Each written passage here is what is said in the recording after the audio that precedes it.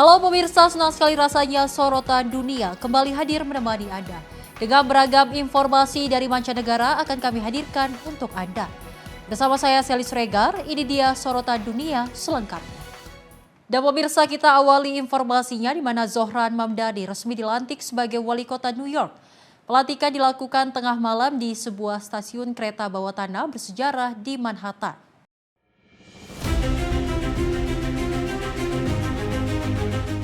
Zohran Mamdani, politisi Partai Demokrat, mengucap sumpah jabatan dengan meletakkan tangan di atas Al-Quran, menjadikannya wali kota muslim pertama di kota terbesar Amerika Serikat. Dalam pidato singkatnya, Mamdani menyebut momen ini sebagai kehormatan dan privilege terbesar dalam hidupnya. Prosesi pelantikan dipimpin oleh Jaksa Agung Negara bagian New York, Letitia James, dan digelar di Stasiun City Hall Lama, salah satu stasiun subway tertua, yang dikenal dengan langit-langit berlengkung ikonik. Dalam pidato pertamanya sebagai wali kota, Mamdani menyebut stasiun tersebut sebagai simbol pentingnya transportasi publik bagi kehidupan, kesehatan, dan warisan kota New York. Pada kesempatan itu, Mamdani juga mengumumkan penunjukan Mike Flynn sebagai komisioner Departemen Transportasi yang baru. Mamdani akan kembali dilantik dalam upacara terbuka yang lebih besar di Balai Kota New York. Pada siang hari, pelantikan tersebut akan dipimpin oleh Senator Amerika Serikat Bernie Sanders, tokoh yang disebut sebagai salah satu panutan politik Mamdani. Setelah itu, pemerintahan baru berencana menggelar pesta rakyat di sepanjang Broadway, kawasan yang dikenal sebagai Canyon of Heroes. Selain menjadi wali kota muslim pertama, Mamdani juga mencatat sejarah sebagai wali kota pertama berdarah Asia Selatan pertama yang lahir di Afrika dan wali kota termuda New York dalam beberapa generasi terakhir. Program unggulannya meliputi penitipan anak gratis, transportasi bus gratis, pembekuan sewa untuk jutaan warga, serta uji coba toko kelontong milik pemerintah kota. Tim redaksi Sinpo TV melaporkan.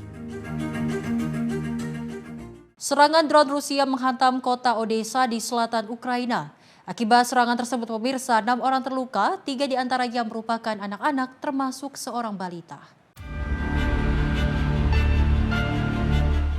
Otoritas setempat menyebut serangan drone merusak 4 gedung apartemen dan sejumlah fasilitas listrik di kota Odessa. Kepala Administrasi Militer Regional Odessa, Oleg Kiper, mengonfirmasi dampak kerusakan tersebut. Perusahaan listrik DTEK menyatakan 2 fasilitas energi mengalami kerusakan berat sepanjang bulan Desember. 10 gardu listrik di wilayah ini dilaporkan rusak akibat serangan. Rusia disebut meningkatkan serangan ke kawasan perkotaan menjelang hampir 4 tahun invasi ke Ukraina. Serangan juga difokuskan pada infrastruktur energi untuk memutus pasokan panas dan air di tengah musim dingin ekstrim. Perserikatan Bangsa-Bangsa menyatakan, sepanjang Januari hingga November, lebih dari 2.300 warga sipil Ukraina tewas dan lebih dari 11.000 lainnya terluka. Angka ini meningkat signifikan dibandingkan tahun sebelumnya. Di sisi lain, upaya diplomasi untuk menghentikan perang terus berlanjut. Utusan khusus Amerika Serikat Steve Witkoff menyebut telah melakukan pembicaraan produktif bersama para penasihat keamanan nasional Eropa dan Ukraina. Pembahasan berfokus pada jaminan keamanan dan mekanisme untuk mencegah konflik terulang kembali. Presiden Amerika Serikat Donald Trump sebelumnya menyatakan, kesepakatan damai disebut semakin dekat. Meski demikian, Presiden Rusia Vladimir Putin dalam pidato tahun barunya menyatakan keyakinan penuh bahwa Rusia akan meraih kemenangan. Putin memuji pasukan Rusia di Ukraina dan menyebut mereka sebagai pahlawan yang berjuang untuk tanah air, kebenaran dan keadilan. Sementara itu, Kementerian Pertahanan Rusia menyatakan 86 drone Ukraina berhasil ditembak jatuh semalam di sejumlah wilayah Rusia, Laut Hitam dan Semenanjung Crimea. Tim redaksi Sinpo TV melaporkan.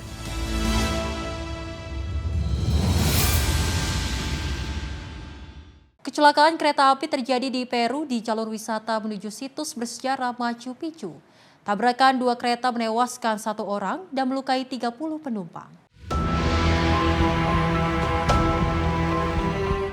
Otoritas setempat menyatakan 2 kereta wisata yang mengangkut turis bertabrakan di kawasan Corihuayra, China, tak jauh dari Machu Picchu. Korban tewas merupakan seorang pekerja kereta api. Hal ini disampaikan oleh Kepolisian Chuzhou. Akibat insiden tersebut, sekitar 30 penumpang mengalami luka-luka dan dibawa ke rumah sakit terdekat. Perusahaan operator kereta menyebut kereta yang datang dari Machu Picchu bertabrakan dengan kereta yang sedang menuju ke arah situs tersebut. Pasca tabrakan, layanan kereta api di jalur yang menghubungkan Machu Picchu dan kota Chuzhou diputuskan untuk dihentikan sementara. Hingga kini penyebab kecelakaan masih dalam penyelidikan dan belum ada keterangan resmi tambahan. Rekaman video media lokal menunjukkan gerbong kereta dengan kaca pecah dan bagian badan penyok terhenti di rel di antara hutan lebat dan tebing batu besar. Machu Picchu merupakan salah satu destinasi wisata terpopuler di Peru dengan 1,5 juta pengunjung. Setiap tahun, sebagian besar wisatawan menjangkau lokasi tersebut melalui kereta api. Dalam 1 dekade terakhir, sejumlah kunjungan ke Machu Picchu meningkat tajam, meski sektor pariwisata sempat terganggu oleh gejolak politik dan aksi protes yang menghentikan akses kereta. Tim redaksi Sinpo TV melaporkan. Tim penyelamat di California Selatan menemukan 3 pendaki gunung tewas saat melakukan operasi evakuasi. Di tengah terjangan angin kencang, insiden terjadi di kawasan pegunungan Mount Baldy, tak jauh dari Los Angeles. Otoritas setempat menyatakan laporan awal diterima Senin pagi setelah seorang pendaki berusia 19 tahun dilaporkan terjatuh sejauh 500 kaki di area pegunungan terpencil. Pelapor merupakan rekan korban yang mencari sinyal telepon dan memberikan koordinat GPS kepada petugas penyelamat. Tim helikopter penyelamat sempat menemukan 3 orang di lokasi namun gagal mendarat akibat angin kencang yang melanda kawasan tersebut. Upaya pendaratan kedua juga tidak berhasil hingga seorang medis diturunkan dengan tali dari helikopter dan menemukan ketiga pendaki telah meninggal dunia.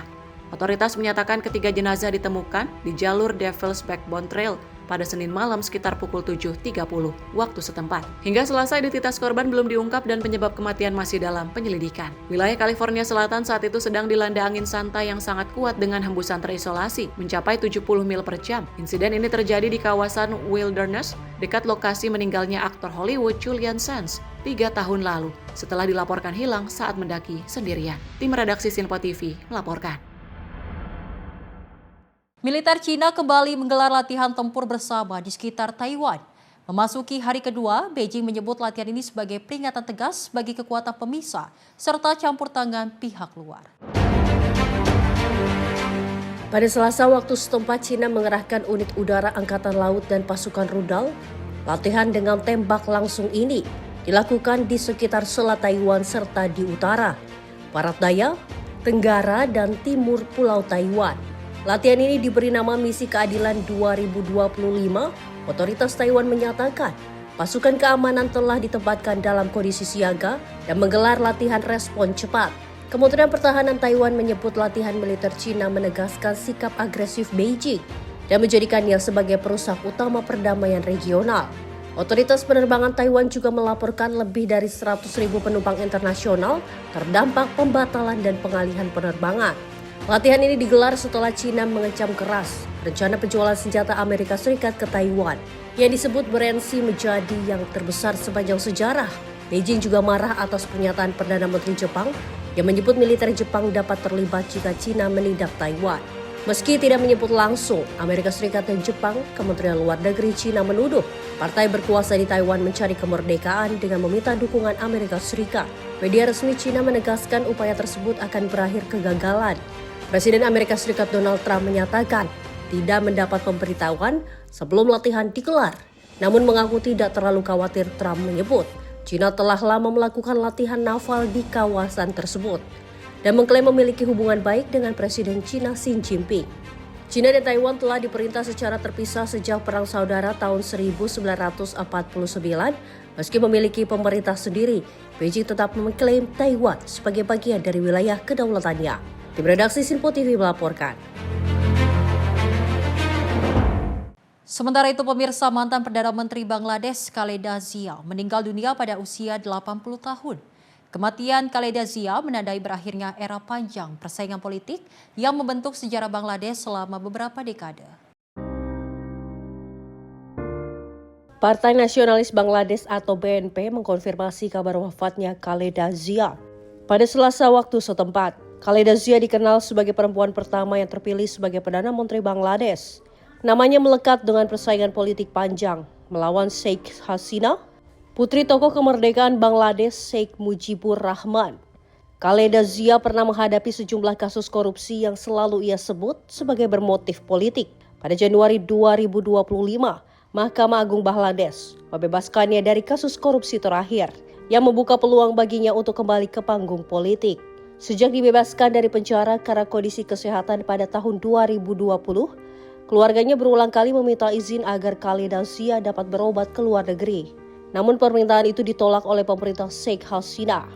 Hingga sedikitnya 18 kali setelah Sheikh Hasina lengser pada tahun 2024, pemerintah kembali di bawah pimpinan peraih Nobel Perdamaian Muhammad Yunus akhirnya mengizinkan Khaleda Zia berobat ke luar negeri.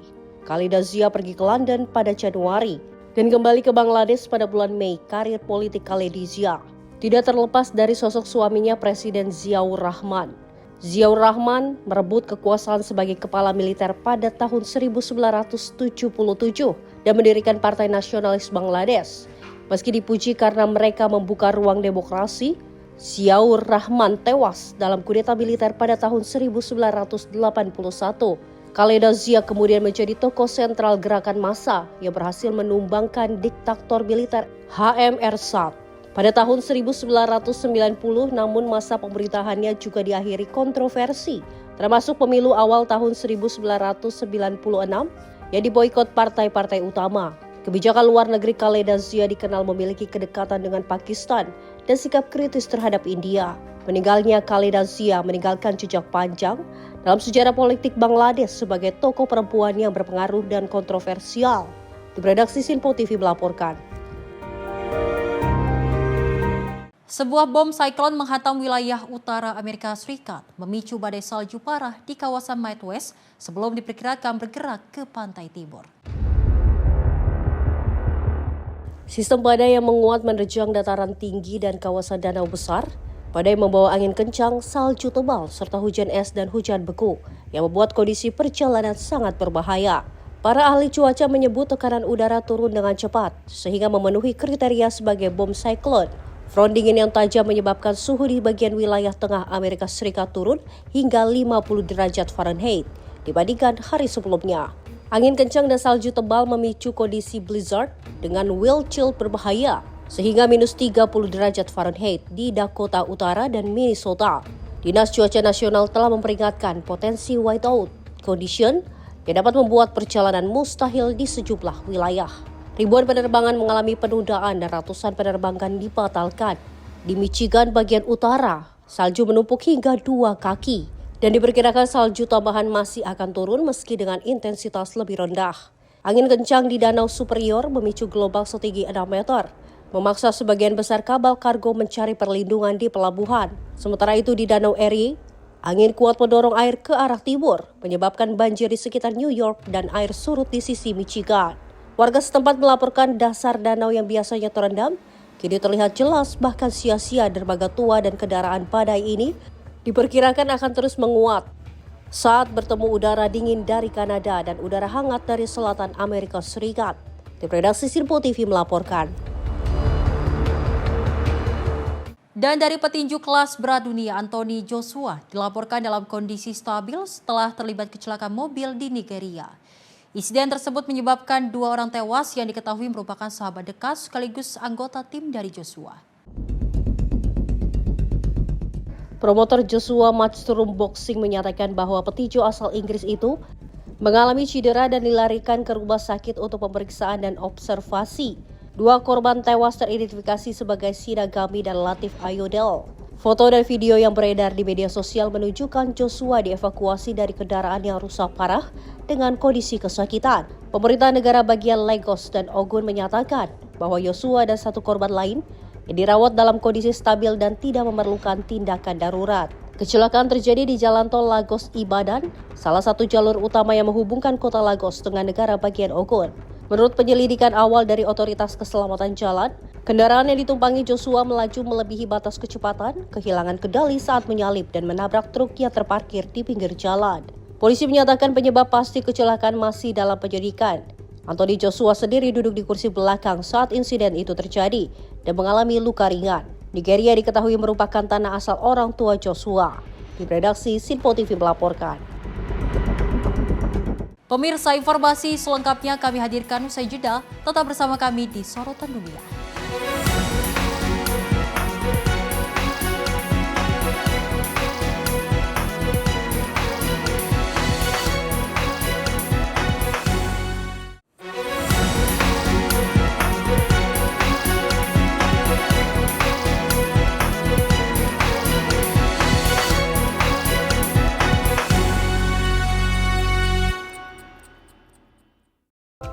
Horas Maju Jual Medan.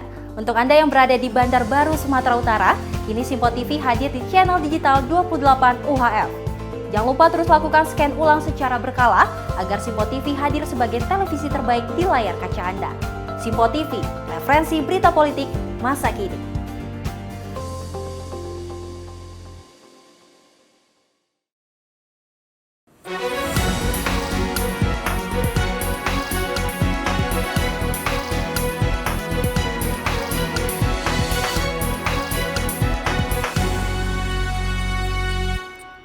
Terima kasih pemirsa, Anda masih menyaksikan Sorotan Dunia. Informasi kita lanjutkan. Di mana Arab Saudi lancarkan serangan udara ke kota pelabuhan Mukalla di Yaman. Serangan ini terjadi setelah pengiriman senjata dari Uni Emirat Arab tiba untuk pasukan separatis di negara yang dilanda perang tersebut. Riyadh memperingatkan bahwa tindakan UEA dipandang sebagai langkah yang sangat berbahaya. Serangan udara tersebut menyusul meningkatnya ketegangan terkait pergerakan pasukan separatis yang didukung Uni Emirat Arab.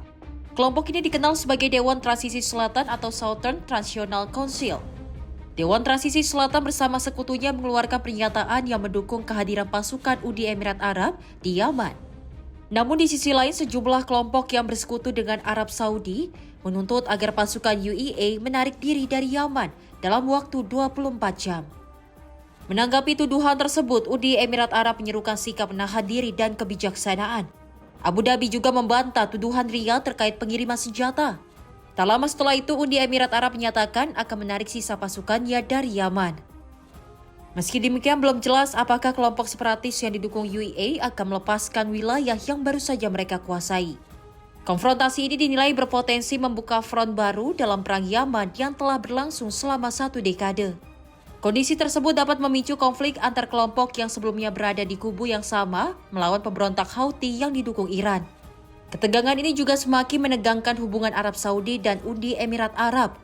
Dua negara tetangga di semenanjung Arab itu dalam beberapa tahun terakhir semakin bersaing dalam isu ekonomi dan politik regional, khususnya di kawasan Laut Merah. Serangan udara dan ultimatum yang dilontarkan disebut sebagai konfrontasi paling serius antara kedua negara dalam beberapa dekade terakhir. Seorang pakar Yaman menyatakan kedua pihak diperkirakan akan melakukan eskalasi terukur. Ia menilai kelompok separatis yang didukung UEA kemungkinan akan memperkuat kontrol atas wilayah yang saat ini dikuasai. Pakar tersebut juga menyebut aliran senjata dari UEA ke Dewan Transisi Selatan diperkirakan akan terhambat pasca serangan pelabuhan. Terlebih karena Arab Saudi menguasai ruang udara Yaman. Tim redaksi Simpo TV melaporkan. Pemilih di Republik Afrika Tengah telah memberikan suara dalam pemilihan presiden dan legislatif nasional. Presiden petahana Faustin Archange Touadera disebut sebagai favorit kuat untuk meraih masa jabatan ketiga, setelah upaya stabilisasi negara dilakukan dengan dukungan pasukan bayaran Rusia. Touadera merupakan salah satu sekutu terdekat Rusia di Afrika.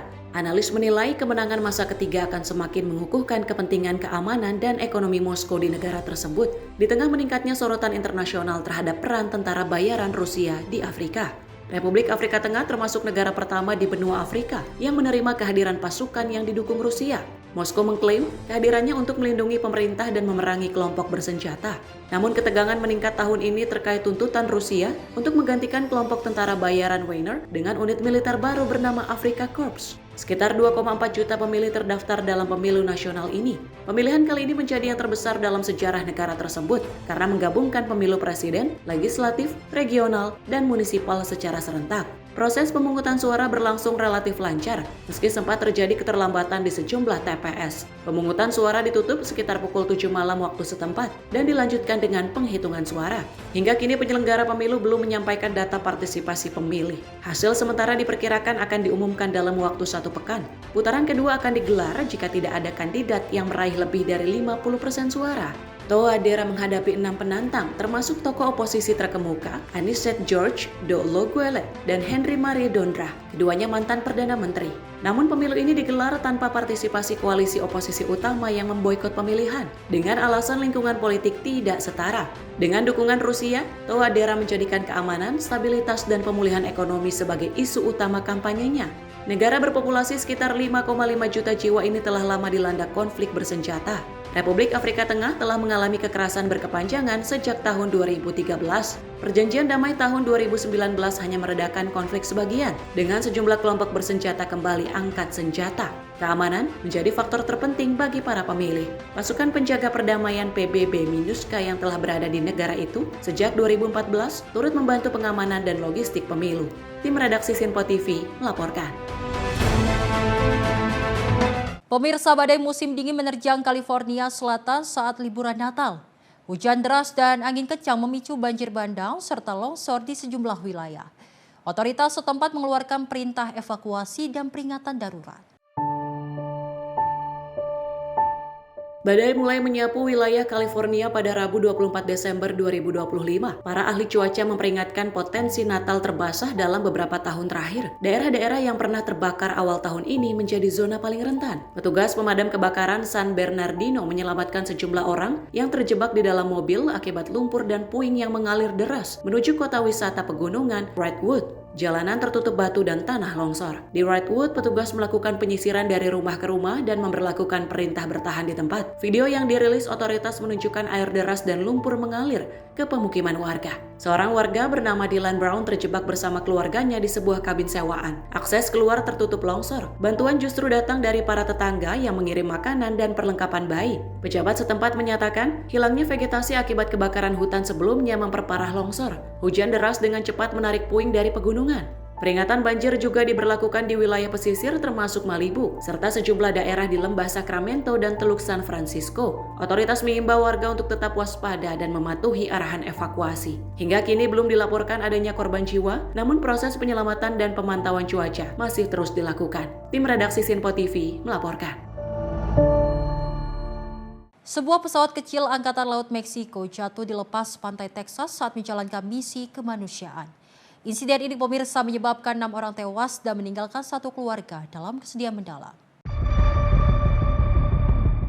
Pemerintah Meksiko menyatakan pengendali lalu lintas udara kehilangan komunikasi selama sekitar 10 menit dengan pesawat Angkatan Laut tersebut. Insiden terjadi pada saat pesawat mendekati Bandara Internasional Soles di Galveston. Pesawat jenis Big King R3501 sedang bekerja sama dengan organisasi nirlaba. Misi tersebut bertujuan membawa anak-anak Meksiko dengan luka bakar parah untuk mendapatkan perawatan medis di Amerika Serikat. Tim penyelamat menemukan 5 jenazah di lokasi kejadian. 2 orang lain berhasil dievakuasi dalam kondisi hidup. 1 orang anggota Angkatan Laut, Letnan Luis Enrique Castillo, sempat dinyatakan hilang. Pencarian berlangsung sepanjang hari sebelum jenazahnya ditemukan pada Selasa malam. Keluarga Castillo di desa terpencil di Meksiko Selatan mengaku hanya bisa menunggu kabar. Mereka tidak dapat segera datang ke Amerika Serikat karena keterbatasan dokumen perjalanan. Presiden Meksiko Claudia Sheinbaum menyebut kejadian ini sebagai tragedi besar. Ia mengonfirmasi sejumlah korban merupakan personel Angkatan Laut. Penyelidik di Amerika Serikat kini menelusuri penyebab kecelakaan. Badan Keselamatan Transportasi Nasional Amerika Serikat menyatakan proses evakuasi bangkai pesawat bisa memakan waktu lebih dari 1 pekan. Pakar penerbangan menyebut saat mendekati landasan, pesawat terdeteksi terbang terlalu rendah. Kondisi cuaca buruk dan sistem navigasi landasan yang sedang tidak berfungsi diduga memperberat proses pendekatan. Kabut tebal di wilayah tersebut dilaporkan membatasi jarak pandang hingga kurang dari 1 km. Dalam kondisi seperti itu, pilot seharusnya membatalkan pendaratan jika landasan tidak terlihat. Hingga kini, penyebab pasti kecelakaan masih dalam penyelidikan. Otoritas menyatakan semua kemungkinan masih ditelusuri. Tim redaksi Sinpo TV melaporkan. Pemirsa, aktivis iklim dunia Greta Thunberg ditangkap polisi Inggris di London Pusat. Penangkapan terjadi saat Thunberg memberikan dukungan kepada aktivis pro-Palestina yang melakukan aksi mogok makan. Greta Thunberg ditangkap saat berada di tengah aksi unjuk rasa di kawasan City of London. Aksi ini merupakan bagian dari demonstrasi yang lebih besar terkait isu Palestina. Dalam protes tersebut, 2 aktivis lain menyemprotkan cat merah di depan sebuah perusahaan asuransi. Kelompok Prisoners for Palestine menyebut perusahaan itu ditargetkan karena diduga memiliki kaitan dengan perusahaan pertahanan Israel. Polisi City of London mengatakan seorang pria dan seorang perempuan ditangkap atas dugaan perusakan properti.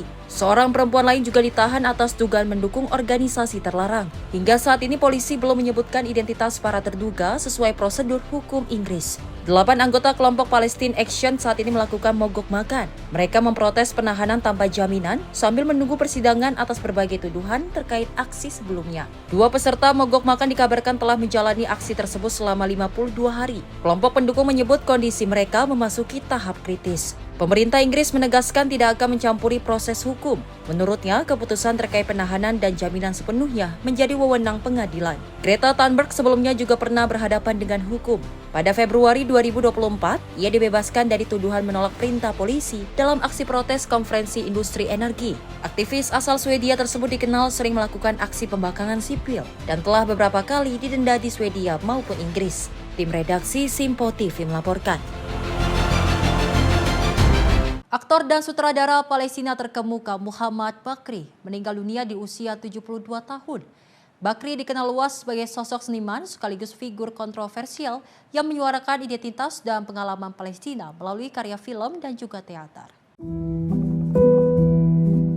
Kabar wafatnya Muhammad Bakri diumumkan oleh keluarganya pada Rabu waktu setempat. Media lokal menyebutkan Bakri meninggal dunia setelah mengalami masalah jantung dan paru-paru. Muhammad Bakri merupakan aktor dan sutradara Palestina yang lahir di Israel Utara dan memiliki kewarganegaraan Israel. Sepanjang karirnya, ia aktif berkarya dalam film dan juga teater, baik dalam bahasa Arab maupun Ibran. Nama Bakri paling dikenal lewat film dokumenter Jenin Jenin yang dirilis pada tahun 2003. Film ini mengangkat dampak operasi militer Israel di kota Jenin, tepi barat, dan juga menampilkan kesaksian serta penderitaan warga Palestina. Film tersebut kemudian dilarang di Israel dan memicu kontroversi panjang. Bakri menghadapi proses hukum selama hampir 2 dekade. Hingga pada tahun 2022, Mahkamah Agung Israel menguatkan larangan film tersebut, serta memerintahkan Bakri membayar ganti rugi atas tuduhan pencemaran nama baik. Selain menyutradarai, Bakri juga membintangi berbagai film Israel pada era 88-90-an dan pernah tampil di Teater Nasional Israel di Tel Aviv. Ia menempuh pendidikan di Universitas Tel Aviv. Salah satu karya panggung paling terkenal Bakri adalah pertunjukan tunggal berjudul The Best Optimist yang juga menggambarkan pergulatan identitas seorang Palestina dengan kewarganegaraan Israel. Pada tahun 2025, Bakri juga terlibat dalam film All That's Left of You, sebuah drama keluarga Palestina yang menceritakan perjalanan lebih dari 76 tahun. Film tersebut masuk daftar pendek nominasi Oscar untuk film internasional terbaik. Keluarga dan kerabat menyebut Muhammad Bakri akan dikenang sebagai seniman yang teguh pada prinsipnya dan setia menyuarakan perjuangan rakyat Palestina melalui karya seni. Tim redaksi Simpo TV melaporkan. Informasi lainnya pemirsa, di mana kecelakaan kereta api terjadi di Meksiko Selatan setelah kereta interoceanic anjlok saat melintasi tikungan di dekat kota Nizanda. Insiden ini menewaskan setidaknya 13 orang dan melukai puluhan penumpang. Lalu lintas kereta di jalur strategis penghubung Samudra Pasifik dan Teluk Meksiko pun terhenti. Kereta interoceanic yang menghubungkan negara bagian Oaxaca dan Veracruz keluar dari rel pada Minggu pagi.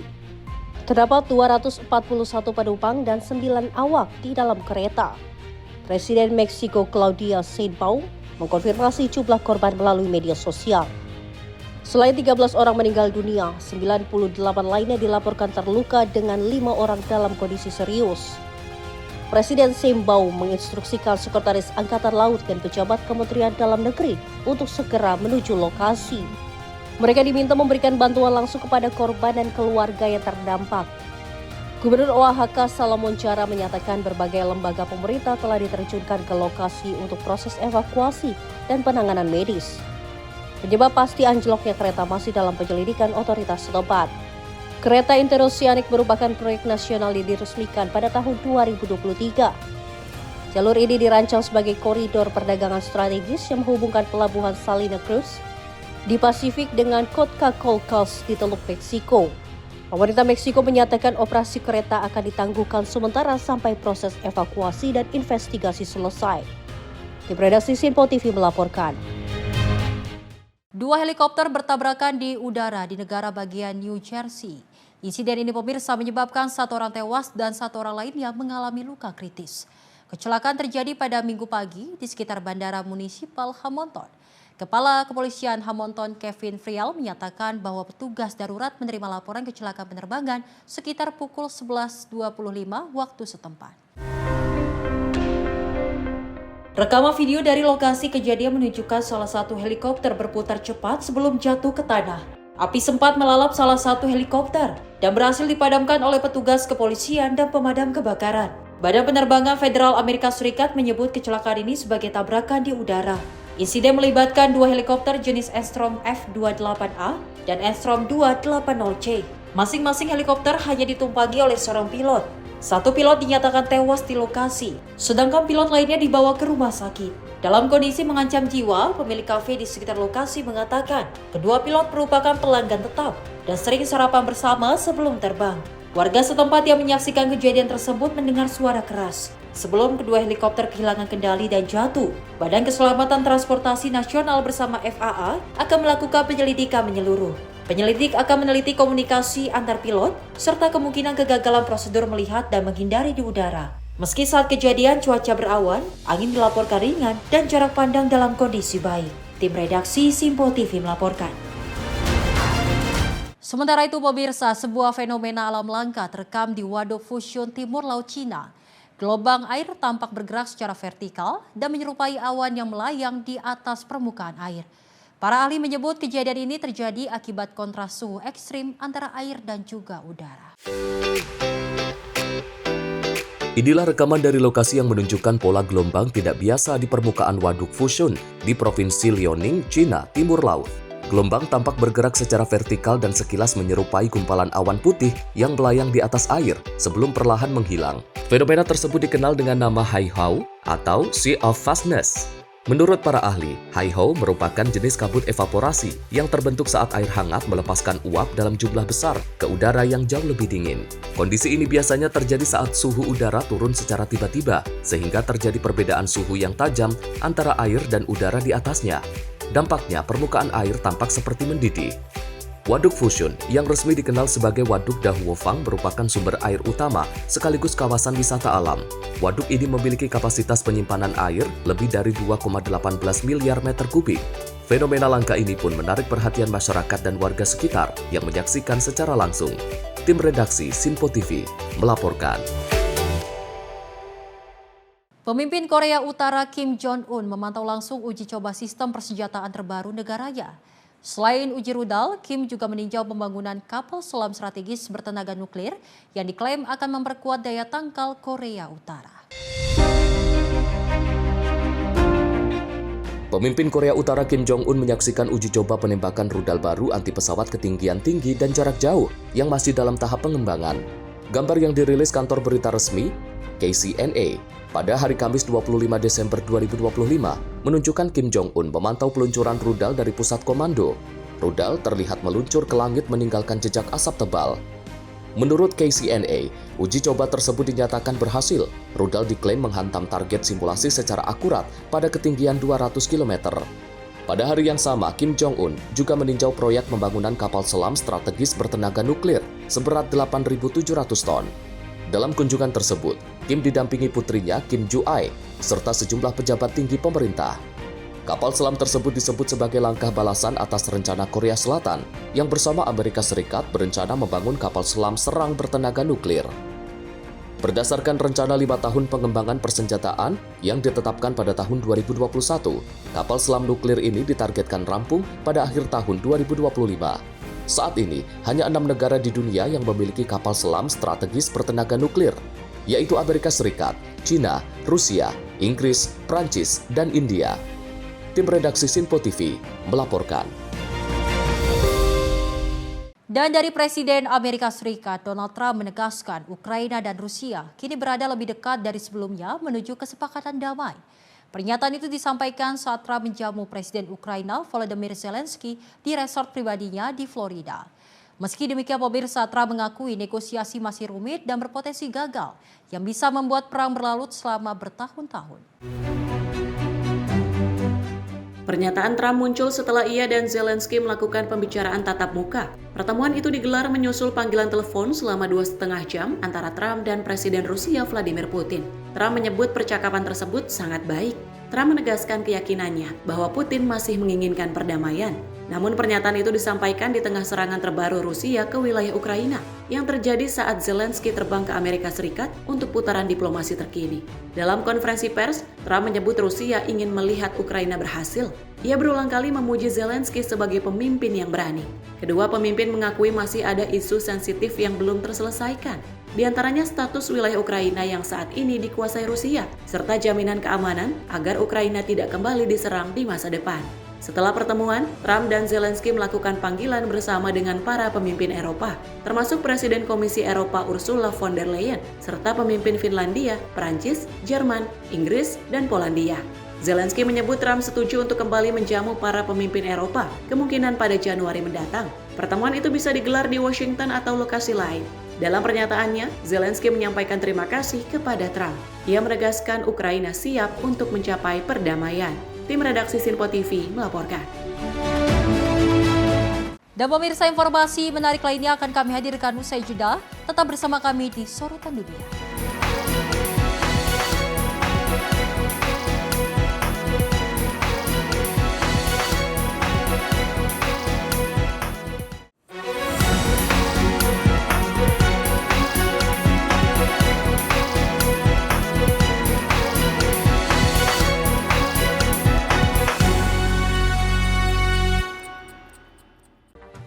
Rangkaian peristiwa penting kami hadirkan untuk menemani sore hari Anda. Regulasi penyiaran yang dinilai Peringatan Bastille Day di Play. Kapolri menegaskan Pemprov DKI dalam keadaan selamat di atas. Mengabarkan berita yang relevan dengan kondisi hari ini sebagai rujukan informasi menjelang malam tiba. Yang menyelundupkan kokain yang Menteri Pertanian menyampaikan Tindak pidana perampokan dan pembunuhan. Lakukan langkah pengawasan secara langsung. Jangan lewatkan dalam Menyapa Indonesia Petang. setiap hari hanya di Sinpo TV.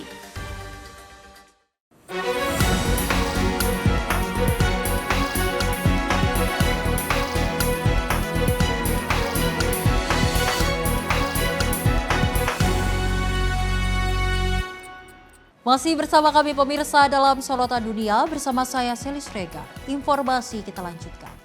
Di mana pemirsa, Paris, Prancis menyambut tahun baru 2026 dengan pertunjukan kembang api yang spektakuler. Langit ibu kota Prancis bercahaya saat kembang api dinyalakan di atas monumen ikonik Arc de Triomphe. Ribuan warga dan wisatawan memadati Champs-Élysées untuk menyaksikan malam pergantian tahun. Perayaan ini digelar dengan pengamanan ketat menyusul kewaspadaan atas potensi kerusuhan.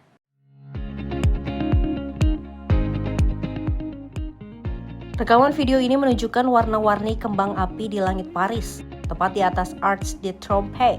Monumen bersejarah ini berubah menjadi pusat perayaan saat jam menunjuk tepat tengah malam. Sepanjang Champs-Élysées, pengunjung terlihat mengangkat telepon genggam mereka untuk mengabadikan momen pergantian tahun. Suasana meriah menyelimuti avenue sepanjang 1,9 km yang menghubungkan Place de la Concorde dan Place Charles de Gaulle. Sebagai kota yang dikenal dengan julukan City of Light, Paris kembali menegaskan reputasinya dengan perayaan tahun baru yang ikonik dan syarat simbolisme. Perayaan tak hanya terpusat di Champs-Élysées, namun juga menyebar ke sejumlah boulevard dan ruang publik sekitarnya. Namun perayaan tahun baru kali ini berlangsung di tengah kewaspadaan tinggi, sekitar 10.000 personel polisi diterjunkan di seluruh kota Paris untuk mengantisipasi potensi gangguan keamanan. Pemerintah Prancis meningkatkan pengamanan menyusul riwayat kerusuhan, aksi vandalisme, dan kekerasan yang pernah terjadi saat perayaan akhir tahun di sejumlah kota besar. Meski demikian, pergantian tahun di Paris berlangsung meriah dan tertib. Kembang api menjadi simbol harapan baru, menandai awal tahun 2026 di jantung Eropa. Tim redaksi Sinpo TV melaporkan. Pemirsa, Ras Al Khaimah Uni Emirat Arab menyambut tahun baru 2026 dengan ambisi besar dengan mencoba memecahkan rekor dunia untuk peluncuran kembang api tunggal terbesar di dunia. Pertunjukan spektakuler ini disaksikan ribuan penonton. Rekaman video menunjukkan langit Ras Al Khaimah bercahaya saat pertunjukan kembang api dan drone laser dimulai. Para penonton terlihat terpana menyaksikan perayaan malam pergantian tahun. Pertunjukan cahaya dilaporkan melibatkan lebih dari 2.300 drone, termasuk piro drone dan drone dengan perangkat laser. Semuanya dikoordinasikan dalam formasi presisi tinggi. Kembang api dilepaskan sepanjang 6 km, membentang dari Marjan Island hingga Alhambra, menjadikannya salah satu pertunjukan tahun baru terpanjang dan terbesar yang pernah digelar di kawasan Teluk. Sebelumnya, Ras Al Khaimah telah mengantongi 14 rekor dunia dari pertunjukan kembang api malam tahun baru. Di antaranya rekor rantai kembang api apung terpanjang dan tampilan drone garis lurus terpanjang di dunia. Perayaan ini kembali menegaskan posisi Ras Al Khaimah sebagai salah satu destinasi perayaan tahun baru paling ambisius dan inovatif di dunia. Tim redaksi Sinpo TV melaporkan. Pemerintah Amerika Serikat menyebut pembicaraan dengan Ukraina dan perwakilan Eropa terkait upaya mengakhiri perang dengan Rusia berjalan konstruktif. Pembicaraan digelar di Florida dan disebut sebagai langkah penting menuju perdamaian.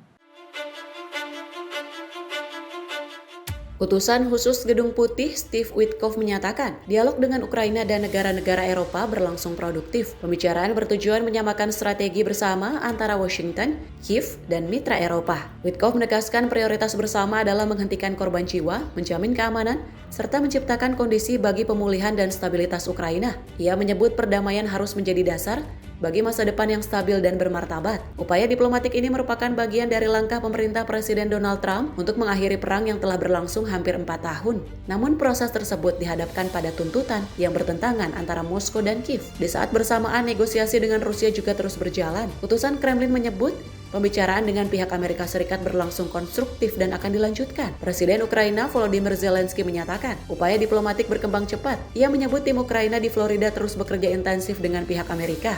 Sementara itu, Kremlin membantah adanya rencana pembicaraan 3 pihak antara Rusia, Ukraina, dan Amerika Serikat. Moskow menyatakan inisiatif tersebut belum pernah dibahas secara serius. Di dalam negeri Ukraina, Ombudsman Hak Asasi Manusia menuduh pasukan Rusia memindahkan puluhan warga sipil dari wilayah perbatasan ke teritori Rusia. Pihak Ukraina menuntut pemulangan segera para warga tersebut. Dari Eropa, pemerintah Prancis menyambut baik kesediaan Presiden Rusia Vladimir Putin untuk berdialog dengan Presiden Emmanuel Macron. Paris menyebut komunikasi dapat dilakukan jika prospek gencatan senjata semakin jelas. Pemimpin Uni Eropa sebelumnya menyepakati bantuan sebesar 90 miliar euro untuk Ukraina dalam 2 tahun ke depan.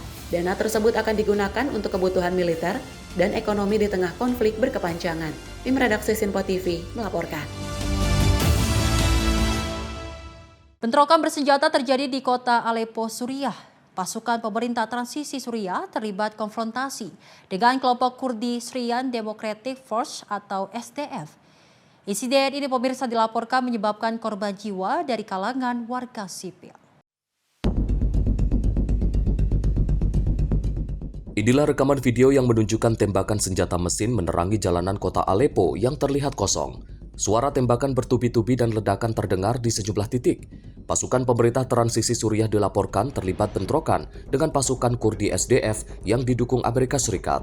Setidaknya 2 warga sipil dilaporkan tewas dalam insiden tersebut. Dalam pernyataannya, SDF menuduh faksi yang berafiliasi dengan pemerintah transisi melancarkan serangan menggunakan senjata menengah dan berat ke kawasan Sheikh Maksud dan Asrafi. Serangan tersebut terjadi setelah adanya penyerangan terhadap pos pemeriksaan pasukan keamanan internal di Aleppo. SDF menyebut warga dan aparat keamanan melakukan langkah pencegahan untuk melindungi diri.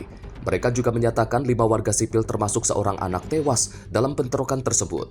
Sementara itu, media resmi pemerintah Suriah Sana melaporkan pasukan SDF melakukan serangan mendadak ke posisi pasukan keamanan internal dan tentara Arab Suriah di sekitar kawasan Asrafif. Serangan itu disebut menyebabkan korban di kalangan aparat keamanan dan militer. Akibat situasi keamanan yang memburuk, sejumlah jalan utama ditutup, termasuk Jalan Gaziantep, Aleppo, dan Jalan Lairomun menuju kawasan industri. Pengerahan pasukan keamanan dan mobilisasi besar-besaran dilaporkan terjadi di kota tersebut. Bentrokan ini terjadi di tengah mendekatnya batas waktu integrasi pasukan SDF ke dalam struktur negara Suriah. Kedua pihak saling menyalahkan atas terlambatnya implementasi kesepakatan yang dicapai pada bulan Maret lalu. Tim redaksi Sinpo TV melaporkan. Pasukan Israel merobohkan sebuah gedung hunian di Yerusalem Timur. Pembongkaran terjadi di kawasan Wadi Kadum, Ras Al-Amud, kota Silwan. Pihak Palestina menilai langkah tersebut sebagai upaya pengusiran paksa warga asli Yerusalem. Inilah rekaman yang menunjukkan alat berat menghancurkan sebuah gedung bertingkat di kawasan Wadi Kadum, Ras Al-Amud, Silwan. Aparat kepolisian Israel terlihat berjaga di lokasi saat proses pembongkaran berlangsung. Gedung tersebut terdiri atas 13 unit apartemen, sekitar 100 warga dilaporkan tinggal di dalamnya. Pembongkaran dilakukan dengan alasan bangunan tidak memiliki izin resmi. Selain gedung hunian, sebuah fasilitas komersial di kawasan Bab Al-Amud, Yerusalem juga dilaporkan diratakan oleh otoritas Israel. Dalam pernyataannya, pemerintah daerah Yerusalem menyebut aksi pembongkaran ini sebagai kejahatan perang dan kejahatan terhadap kemanusiaan. Mereka menilai langkah tersebut merupakan kebijakan sistematis untuk mengusir paksa warga Palestina dan mengosongkan Yerusalem dari penduduk aslinya. Kelompok Hamas turut mengecam aksi ini. Dalam pernyataan terpisah, Hamas menyebut pembongkaran gedung hunian tersebut sebagai salah satu operasi pembongkaran dan pengusiran massal terbesar yang menargetkan keberadaan Palestina di kota itu. Hingga berita ini diturunkan, otoritas Israel belum mengeluarkan pernyataan resmi terkait insiden tersebut. Namun selama ini pihak Israel menyatakan pembongkaran dilakukan semata-mata terhadap bangunan yang tidak memiliki izin. Tim redaksi Sinpo TV melaporkan. Dan dari Parlemen Venezuela menyetujui undang-undang baru yang mengkriminalkan penyitaan kapal tanker dan aktivitas lain yang dianggap mengganggu navigasi dan perdagangan. Langkah ini diambil menyusul penyitaan 2 kapal tanker minyak Venezuela oleh Amerika Serikat di perairan internasional. Undang-undang yang disetujui dalam waktu singkat oleh Majelis Nasional yang dikuasai partai pemerintah itu mengancam hukuman hingga 20 tahun penjara bagi siapapun yang terlibat dalam tindakan yang disebut sebagai pembajakan, blokade atau aksi ilegal internasional terhadap entitas komersial Venezuela. Aturan tersebut juga memberi kewenangan kepada pemerintah untuk menyusun insentif dan perlindungan bagi perusahaan nasional maupun asing yang beroperasi di Venezuela. Rancangan undang-undang ini kini menunggu tanda tangan Presiden Nicolas Maduro. Kebijakan ini muncul di tengah meningkatnya tekanan dari Presiden Amerika Serikat Donald Trump yang dalam 4 bulan terakhir mengintensifkan sanksi dan aksi penegakan terhadap ekspor minyak Venezuela. Washington menyebut kapal-kapal tersebut sebagai bagian dari armada yang digunakan untuk menghindari sanksi. Amerika Serikat menegaskan bahwa penjualan minyak menjadi sumber utama pendanaan rezim Maduro. Sementara itu, Venezuela menuduh Amerika Serikat melakukan tindakan di luar hukum internasional dan melanggar kedaulatan negara. Dalam sidang darurat Dewan Keamanan PBB, perwakilan Venezuela menyebut tindakan penyitaan kapal sebagai blokade militer tersamar yang bertujuan melumpuhkan ekonomi nasional. Sejumlah negara menyatakan kekhawatiran atas pelanggaran hukum maritim internasional, meski beberapa negara lain menyatakan dukungan terhadap langkah Amerika Serikat. Hingga kini ketegangan antara Washington dan Caracas terus meningkat tanpa tanda-tanda deeskalasi dalam waktu dekat. Tim redaksi Sinpo TV melaporkan. Informasi lainnya pemirsa, di mana sejumlah negara menyatakan penolakan atas keputusan Israel yang mengakui Somaliland sebagai negara merdeka. Pengakuan ini menjadi yang pertama dalam lebih dari 30 tahun. Lebih dari 20 negara bersama Organisasi Kerjasama Islam dalam pernyataan bersama menolak langkah Israel. Mereka menilai pengakuan tersebut dapat menimbulkan dampak serius terhadap perdamaian dan keamanan di Tanduk Afrika dan Laut Merah. Pernyataan itu juga menegaskan penolakan atas upaya mengaitkan pengakuan Somaliland dengan rencana pemindahan paksa rakyat Palestina dari tanah mereka. Somaliland mendeklarasikan kemerdekaan dari Somalia pada tahun 1991 saat Somalia terjerumus ke dalam konflik berkepanjangan. Meski memiliki pemerintah dan mata uang sendiri, Somaliland juga selama ini tidak pernah diakui sebagai negara merdeka oleh komunitas internasional. Amerika Serikat melalui Departemen Luar Negeri menegaskan tetap mengakui keutuhan wilayah Somalia, termasuk wilayah Somaliland. Perdana Menteri Israel Benjamin Netanyahu menyebut pengakuan tersebut ditandatangani dalam semangat kesepakatan Abraham Accords. Kesepakatan yang bertujuan memperluas hubungan diplomatik Israel dengan negara-negara Arab dan juga Muslim. Namun pemerintah federal Somalia menyebut langkah Israel sebagai tindakan melanggar hukum internasional dan menegaskan Somaliland tetap bagian sah dari wilayah kedaulatan Somalia. Penolakan juga datang dari Uni Afrika dan Badan Regional Afrika Timur IGAD yang menyatakan pengakuan sepihak bertentangan dengan Piagam Perserikatan Bangsa-Bangsa. Tim redaksi Sinpo TV melaporkan. Kota-kota di berbagai belahan dunia menyambut Tahun Baru 2026. Perayaan diwarnai kembang api meriah, pertunjukan cahaya, serta peningkatan keamanan di sejumlah negara. Dari Sydney hingga Paris, dari Dubai sampai New York, ratusan ribu warga tumpah ruah ke ruang publik untuk merayakan pergantian tahun. Di Jepang, lonceng kuil dibunyikan saat tengah malam, sementara sebagian warga mendaki gunung untuk menyaksikan matahari terbit pertama tahun baru. Di Dubai, pertunjukan cahaya digelar diiringi atraksi jet ski akrobatik yang menghiasi langit malam. Di Paris, hitung mundur menuju tahun baru diproyeksikan ke Monumen Arc de Triomphe. Sementara di Moskow, warga merayakan tahun baru di tengah salju. Di Amerika Serikat, perayaan ikonik bola tahun baru kembali digelar di Times Square, New York. Meski suhu udara sangat dingin, ribuan orang menunggu berjam-jam untuk menyaksikan bola seberat lebih dari 5.000 kg turun perlahan menandai tahun baru, diiringi hujan konveti. Kepolisian New York menyatakan pengamanan ditingkatkan dengan tim penyaringan bergerak. Meski tidak ada ancaman khusus yang terdeteksi, di Brazil, jutaan orang memadati pantai Copacabana, Rio de Janeiro untuk menyaksikan konser musik dan pertunjukan kembang api selama 12 menit. Namun di sejumlah negara, perayaan digelar secara terbatas. Hong Kong mengurangi festivitas menyusul kebakaran besar yang menewaskan ratusan warga.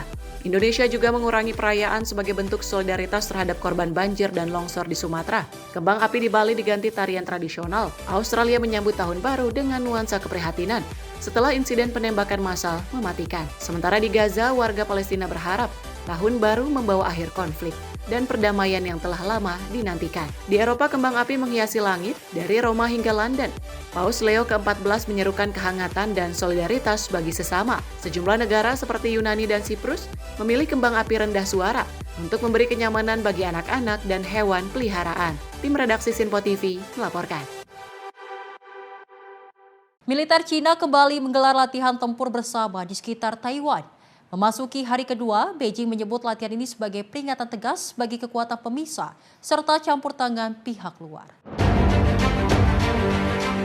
Pada Selasa waktu setempat, Cina mengerahkan unit udara Angkatan Laut dan pasukan rudal. Latihan dengan tembak langsung ini dilakukan di sekitar Selat Taiwan serta di utara, barat daya, tenggara, dan timur Pulau Taiwan. Latihan ini diberi nama Misi Keadilan 2025. Otoritas Taiwan menyatakan pasukan keamanan telah ditempatkan dalam kondisi siaga dan menggelar latihan respon cepat. Kementerian Pertahanan Taiwan menyebut latihan militer Cina menegaskan sikap agresif Beijing dan menjadikannya sebagai perusak utama perdamaian regional. Otoritas penerbangan Taiwan juga melaporkan lebih dari 100.000 penumpang internasional terdampak pembatalan dan pengalihan penerbangan. Latihan ini digelar setelah Cina mengecam keras rencana penjualan senjata Amerika Serikat ke Taiwan yang disebut bereaksi menjadi yang terbesar sepanjang sejarah. Beijing juga marah atas pernyataan Perdana Menteri Jepang yang menyebut militer Jepang dapat terlibat jika Cina menindak Taiwan. Meski tidak menyebut langsung Amerika Serikat dan Jepang, Kementerian Luar Negeri Cina menuduh partai berkuasa di Taiwan mencari kemerdekaan dengan meminta dukungan Amerika Serikat. Media resmi Cina menegaskan upaya tersebut akan berakhir kegagalan. Presiden Amerika Serikat Donald Trump menyatakan tidak mendapat pemberitahuan sebelum latihan digelar. Namun mengaku tidak terlalu khawatir. Trump menyebut Cina telah lama melakukan latihan naval di kawasan tersebut dan mengklaim memiliki hubungan baik dengan Presiden Cina Xi Jinping. Cina dan Taiwan telah diperintah secara terpisah sejak Perang Saudara tahun 1949. Meski memiliki pemerintah sendiri, Beijing tetap mengklaim Taiwan sebagai bagian dari wilayah kedaulatannya. Tim redaksi Sinpo TV melaporkan. Sementara itu, pemirsa, mantan Perdana Menteri Bangladesh Khaleda Zia meninggal dunia pada usia 80 tahun. Kematian Khaleda Zia menandai berakhirnya era panjang persaingan politik yang membentuk sejarah Bangladesh selama beberapa dekade. Partai Nasionalis Bangladesh atau BNP mengkonfirmasi kabar wafatnya Khaleda Zia. Pada Selasa waktu setempat, Khaleda Zia dikenal sebagai perempuan pertama yang terpilih sebagai Perdana Menteri Bangladesh. Namanya melekat dengan persaingan politik panjang melawan Sheikh Hasina, putri tokoh kemerdekaan Bangladesh Sheikh Mujibur Rahman. Khaleda Zia pernah menghadapi sejumlah kasus korupsi yang selalu ia sebut sebagai bermotif politik. Pada Januari 2025, Mahkamah Agung Bangladesh membebaskannya dari kasus korupsi terakhir yang membuka peluang baginya untuk kembali ke panggung politik. Sejak dibebaskan dari penjara karena kondisi kesehatan pada tahun 2020, keluarganya berulang kali meminta izin agar Khaleda Zia dapat berobat ke luar negeri. Namun permintaan itu ditolak oleh pemerintah Sheikh Hasina. Hingga sedikitnya 18 kali setelah Sheikh Hasina lengser pada tahun 2024, pemerintah kembali di bawah pimpinan peraih Nobel Perdamaian Muhammad Yunus akhirnya mengizinkan Khaleda Zia berobat ke luar negeri. Khaleda Zia pergi ke London pada Januari dan kembali ke Bangladesh pada bulan Mei. Karir politik Khaleda Zia tidak terlepas dari sosok suaminya Presiden Ziaur Rahman. Ziaur Rahman merebut kekuasaan sebagai kepala militer pada tahun 1977 dan mendirikan Partai Nasionalis Bangladesh. Meski dipuji karena mereka membuka ruang demokrasi, Ziaur Rahman tewas dalam kudeta militer pada tahun 1981. Khaleda Zia kemudian menjadi tokoh sentral gerakan massa yang berhasil menumbangkan diktator militer HM Ershad. Pada tahun 1990, namun masa pemerintahannya juga diakhiri kontroversi, termasuk pemilu awal tahun 1996 yang diboikot partai-partai utama. Kebijakan luar negeri Khaleda Zia dikenal memiliki kedekatan dengan Pakistan dan sikap kritis terhadap India. Meninggalnya Khaleda Zia meninggalkan jejak panjang dalam sejarah politik Bangladesh sebagai tokoh perempuan yang berpengaruh dan kontroversial. Tim redaksi Sinpo TV melaporkan. Dan pemirsa, informasi tadi sebagai penutup jumpa kita kali ini dalam Sorotan Dunia. Dan saya Sally Sregar mewakili kru yang bertugas pamit undur diri. Terima kasih dan sampai jumpa.